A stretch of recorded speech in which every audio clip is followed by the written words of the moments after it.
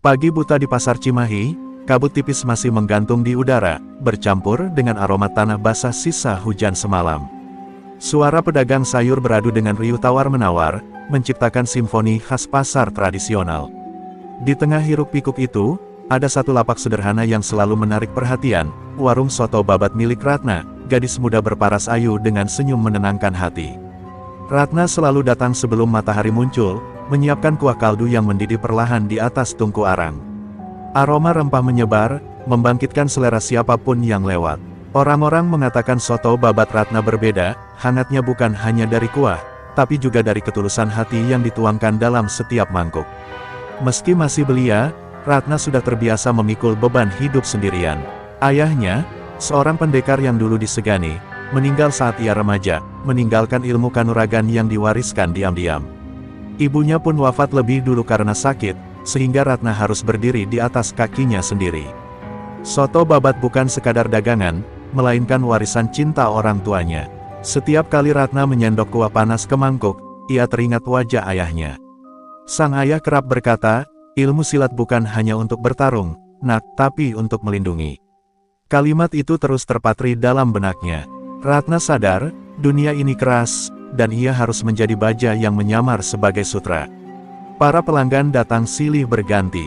Ada tukang becak yang selalu mengucap doa sebelum menyuap, ada pedagang sayur yang percaya soto Ratna membawa rejeki lancar, bahkan ada anak kecil yatim piatu yang sering diberi semangkuk gratis oleh Ratna. Kehangatan itu membuat lapaknya seolah menjadi jantung kecil di tengah kerasnya pasar Cimahi. Namun, di balik riuhnya kehidupan pasar, ada bayang-bayang gelap yang terus menghantui. Para pedagang sering berbisik tentang seorang preman kejam bernama Rimba Palung, yang menuntut uang keamanan dengan tangan besi. Meskipun Ratna belum pernah bersua langsung, ia tahu cepat atau lambat, langkah preman itu akan sampai ke lapaknya. Hati Ratna kadang bergetar membayangkan kemungkinan itu. Tapi tatkala ia merasakan hangatnya uap soto yang mengepul, ia menenangkan dirinya. Selama aku berdiri di sini, tak seorang pun boleh merusak pasar ini, gumamnya dalam hati. Tekad itu mengalir bersama darah mudanya, seperti bara api yang disembunyikan di balik tatapan lembut. Dan pagi itu, ketika matahari mulai menembus kabut, suara sepatu berderap berat terdengar dari arah gerbang pasar. Pedagang-pedagang lain tiba-tiba terdiam, seolah ditelan ketakutan. Ratna, dengan tangan masih memegang sendok sayur, menoleh pelan. Ia belum tahu, bahwa hari itu akan menjadi awal dari sebuah legenda yang akan mengubah hidupnya selamanya. Derap langkah berat itu semakin dekat, menggetarkan papan lantai pasar yang sudah tua. Para pedagang yang tadinya riuh seketika bungkam, menunduk pura-pura sibuk merapikan dagangan. Bahkan ayam-ayam yang terikat di pojok kandang berkokok gaduh, seolah ikut merasakan kehadiran sosok menyeramkan yang baru saja memasuki pasar. Ia adalah Rimba Palung, preman paling ditakuti di Cimahi. Tubuhnya besar, seperti bongkah batu hidup, dengan tatapan mata yang dingin dan penuh amarah. Parut panjang membelah wajahnya, tanda perkelahian yang tak terhitung jumlahnya. Di balik tubuh kasarnya, tersimpan rahasia ilmu hitam, ajian Pancasona, yang membuatnya seolah tak bisa mati.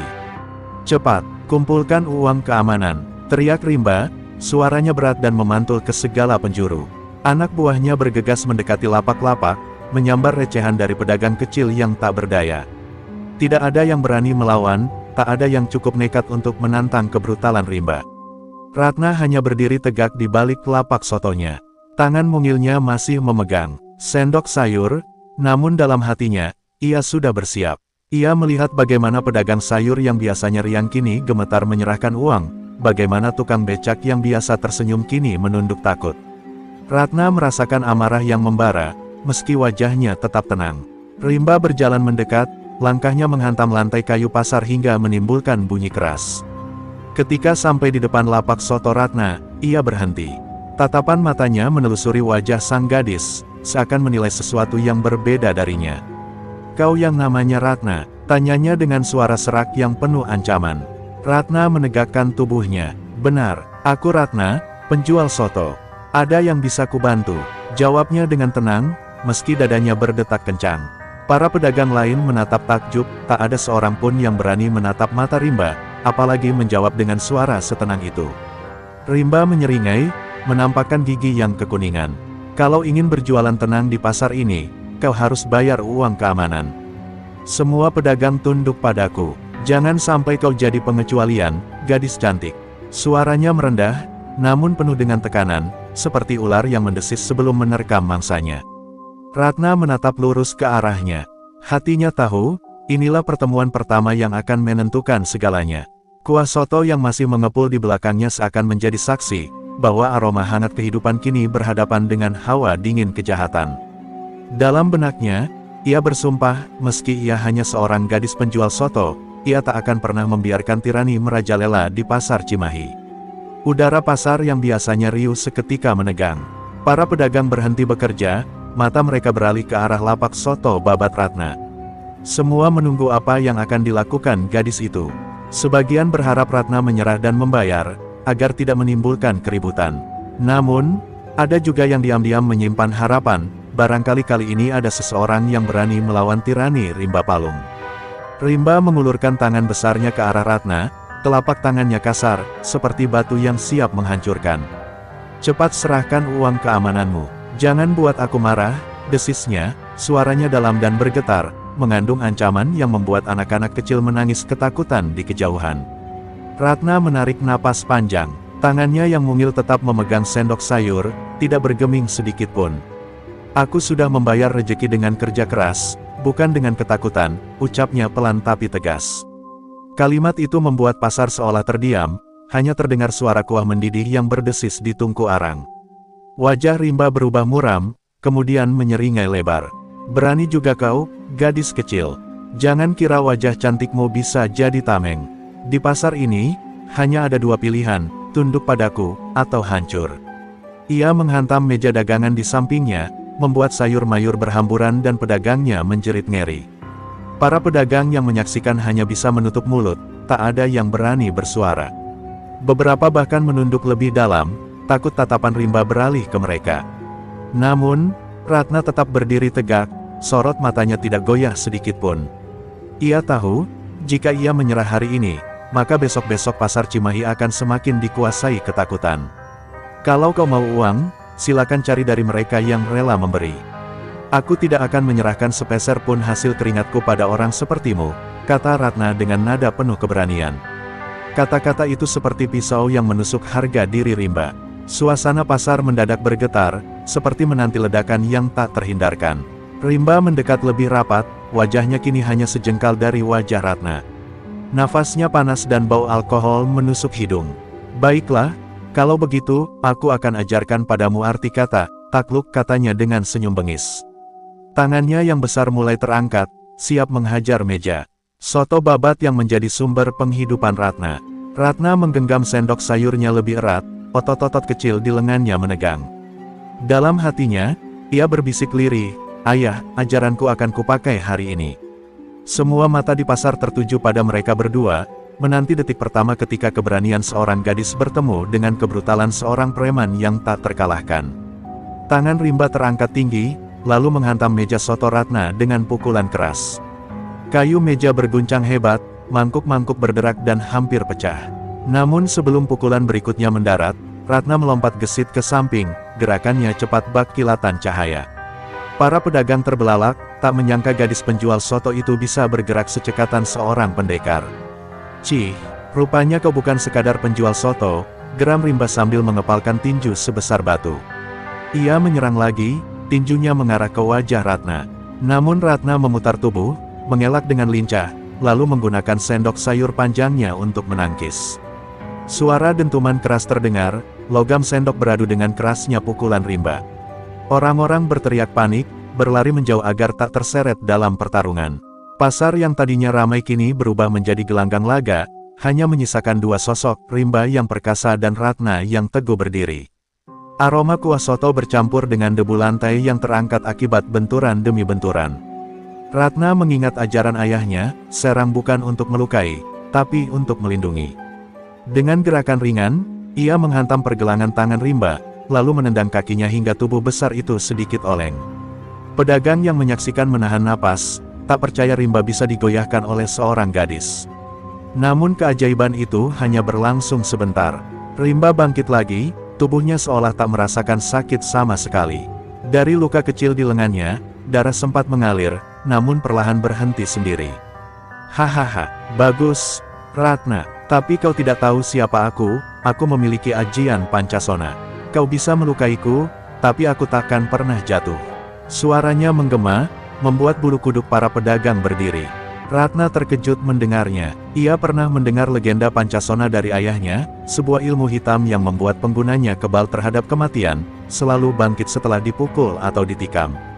Kini ia menyaksikannya sendiri di depan mata. Lawannya bukan sekadar preman, melainkan manusia yang dilindungi kegelapan. Meski begitu, Ratna tidak menunjukkan rasa gentar. Ia merapatkan kedua kakinya, lalu bersiap dengan jurus warisan ayahnya, sapu angin lembah Cimahi. Gerakan tangannya cepat, menghantam dada rimba berkali-kali. Tubuh besar itu terdorong mundur, menghantam tiang kayu pasar hingga patah. Orang-orang bersorak lirih, harapan seolah kembali menyala. Tetapi sekali lagi, Rimba berdiri tegak. Senyumnya bengis, matanya merah menyala penuh amarah. Kau hanya membuang tenaga, Ratna. Aku abadi, aku akan hancurkan kau, lalu pasar ini akan tunduk selamanya. Teriaknya lantang. Ratna menggertakkan gigi, sadar bahwa pertarungan ini baru saja dimulai, dan ia harus menemukan rahasia di balik ajian Pancasona jika ingin menyelamatkan pasar Cimahi. Malam itu, setelah pertarungan di pasar, Ratna pulang dengan tubuh letih. Tangannya masih terasa bergetar, bukan karena takut, tapi karena ia tahu Rimba Palung bukan manusia biasa. Luka-lukanya seolah tak berarti, tubuhnya bangkit berulang kali seperti hantu yang menolak mati. Ratna menyadari, melawan preman itu dengan tenaga semata hanyalah sia-sia. Di rumah kecil peninggalan ayahnya, Ratna menyalakan lampu minyak. Cahaya temaram menyingkap bayangan dinding yang penuh dengan kenangan. Ia menatap sebuah peti kayu tua di sudut ruangan, peti yang selama ini jarang ia buka. Ratna tahu, di dalamnya tersimpan peninggalan ayahnya. Pakaian, buku catatan, dan mungkin rahasia yang ia butuhkan kini. Dengan tangan bergetar, ia membuka peti itu. Aroma kayu tua dan kertas usang menyeruak. Di antara benda-benda peninggalan, Ratna menemukan sebuah kitab lusuh berwarna coklat tua. Sampulnya bertuliskan huruf-huruf Jawa kuno yang samar. Hatinya berdebar, ini adalah kitab ajian yang dulu hanya sekilas pernah diperlihatkan oleh ayahnya. Ratna membuka halaman demi halaman, membaca catatan tangan ayahnya yang dipenuhi petuah. Ada uraian jurus silat, ada doa-doa, dan ada satu halaman yang membuatnya tercekat, ajian Pancasona. Di sana tertulis penjelasan singkat, ilmu ini memberi kebangkitan tanpa henti.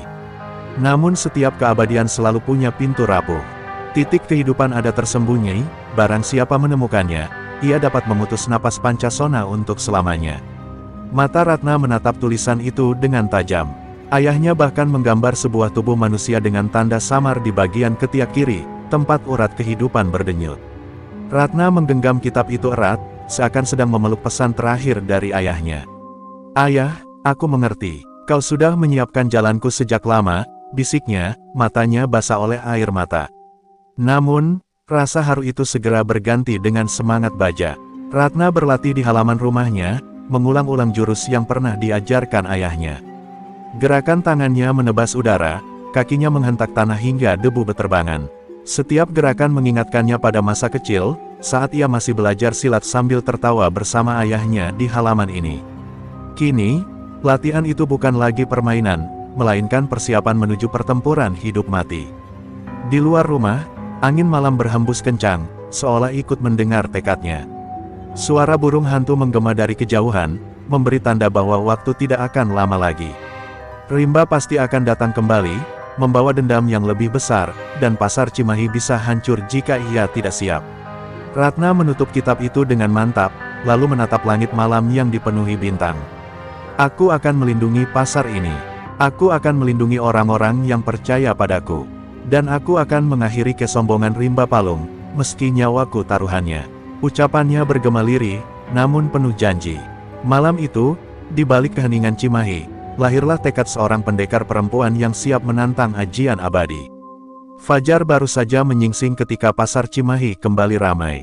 Pedagang mulai membuka lapak, anak-anak berlarian, dan aroma makanan berbaur dengan bau sayur mayur segar. Namun di balik keriuhan itu, terselip kegelisahan. Semua orang masih teringat pertarungan kemarin, betapa Ratna berani menantang Rimba Palung. Para pedagang berbisik, sebagian kagum, sebagian lagi takut bahwa preman itu pasti akan kembali dengan kemarahan berlipat ganda. Dan benar saja, menjelang siang, dari arah jalan besar terdengar derap langkah kasar. Puluhan lelaki bertubuh kekar memasuki pasar, membawa pentungan dan rantai besi. Di depan mereka, berjalan Rimba Palung dengan wajah hitam murka. Parut di wajahnya terlihat lebih menyeramkan, matanya merah menyala penuh kebencian. "Hari ini, pasar ini akan jadi kuburan kalian," teriaknya, suaranya menggema bagai guntur.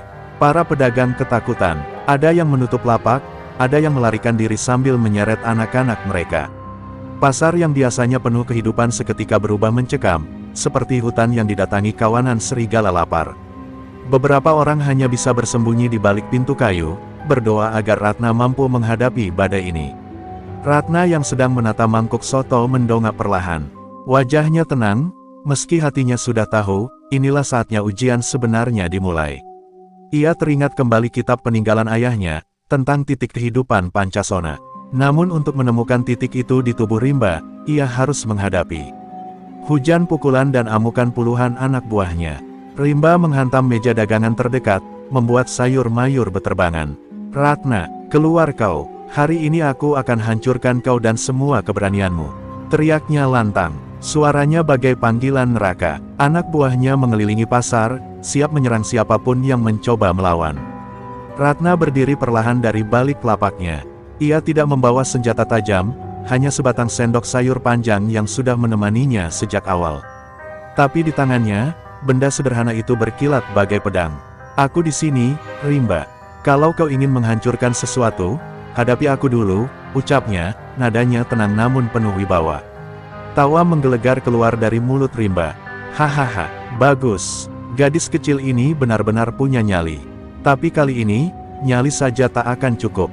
Kau akan merasakan kemarahan Rimba Palung, dan tak seorang pun akan bisa menolongmu." Ia mengangkat tangannya, memberi tanda pada anak buahnya. Seketika puluhan preman itu menyerbu Ratna, bagai gelombang badai yang tak terbendung. Ratna merapatkan kaki, menatap lurus pada serbuan itu. Dalam hatinya ia berbisik, "Ayah, bimbing aku. Hari ini aku bukan hanya penjual soto, tapi penjaga harapan." Dan saat serangan pertama datang, Ratna melompat dengan gerakan secepat kilat, siap menebar jurus yang akan menentukan nasib pasar Cimahi. Puluhan anak buah Rimba berlari serentak, pentungan dan rantai mereka berayun mengancam. Suara langkah mereka menghentak lantai pasar hingga menimbulkan getaran. Para pedagang yang bersembunyi hanya bisa menutup mulut, menahan jeritan, takut melihat Ratna yang seorang diri harus menghadapi kawanan buas itu. Namun Ratna tidak mundur. Dengan gerakan lincah, ia menghindar dari pukulan pertama, lalu menangkis serangan berikutnya dengan sendok sayur panjang yang ia genggam.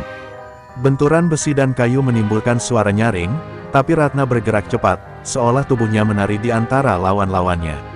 Setiap langkahnya ringan, setiap pukulannya tepat sasaran. Dalam sekejap, beberapa preman sudah terhuyung, terkena sabetan sendok sayur di dada dan pelipis. Ratna lalu berputar, menendang dua orang sekaligus hingga jatuh menabrak tumpukan karung beras. "Aku bukan hanya menjual soto," teriaknya lantang, "aku mewarisi ajaran untuk melindungi orang-orang baik di pasar ini." Teriakan itu menggema, membuat para pedagang yang bersembunyi meneteskan air mata. Bagi mereka, Ratna bukan sekadar gadis penjual soto, melainkan simbol keberanian. Dan di tengah pertarungan sengit itu, Ratna mulai mengeluarkan jurus yang ia ciptakan sendiri, jurus yang gerakannya terinspirasi dari kesehariannya memasak soto. Ia menebas udara dengan tangan kiri, seperti gerakan mengiris babat. Tangan kanannya berputar cepat, meniru gerakan mengaduk kuah dalam kuali. Lalu tubuhnya berputar penuh, menendang sambil membungkuk seperti sedang menaburkan bumbu ke dalam mangkuk. Gerakan itu unik, indah, tapi mematikan. Preman-preman yang mendekat satu persatu terjungkal, tak mampu mengikuti ritme serangan Ratna. "Jurus soto babat," teriak Ratna saat tubuhnya melayang, menghantam tiga lawan sekaligus dengan tendangan berputar. Tubuh mereka terpental keras, menabrak lapak kosong hingga roboh berantakan. Jurus itu tidak hanya membuat lawan kelabakan, tapi juga membakar semangat orang-orang yang menyaksikan. Rimba yang sejak tadi menonton dengan wajah muram akhirnya menggeram. Ia tidak menyangka seorang gadis bisa membuat anak buahnya berjatuhan seperti daun kering tertiup badai. "Cukup," teriaknya lantang, langkahnya menghentak tanah. Tubuhnya yang besar melangkah maju, sorot matanya merah penuh amarah. Sekarang giliranmu melawan aku, Ratna. Ratna menarik napas panjang, tubuhnya basah oleh keringat. Ia menatap Rimba tanpa gentar, sendok sayur di tangannya masih berkilat oleh cahaya matahari yang menembus atap pasar. Ayo, Rimba, hari ini, bukan aku yang akan jatuh, tapi kesombonganmu. Suasana pasar hening, semua menanti duel sesungguhnya, antara keberanian seorang gadis dan kebengisan seorang manusia dengan ajian abadi. Rimba maju dengan langkah berat, setiap hentakannya membuat papan pasar bergetar.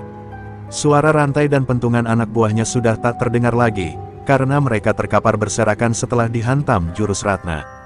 Kini yang tersisa hanyalah keheningan mencekam, semua mata tertuju pada dua sosok yang berdiri berhadapan di tengah pasar Cimahi. Dengan raungan keras, Rimba menghantamkan tinjunya ke arah Ratna. Udara di sekitar pukulannya bergemuruh, begitu kuat hingga debu beterbangan. Ratna melompat ke samping, menghindar dengan lincah, lalu menyerang balik dengan tendangan berputar yang tepat mengenai dada Rimba. Tubuh besar itu terdorong mundur beberapa langkah, namun seperti sebelumnya, ia bangkit lagi, tanpa goyah sedikitpun. Tak ada gunanya, Ratna. Aku abadi, teriak Rimba dengan tawa menggema. Darah yang sempat mengalir dari bibirnya berhenti begitu saja, seolah luka itu tak pernah ada.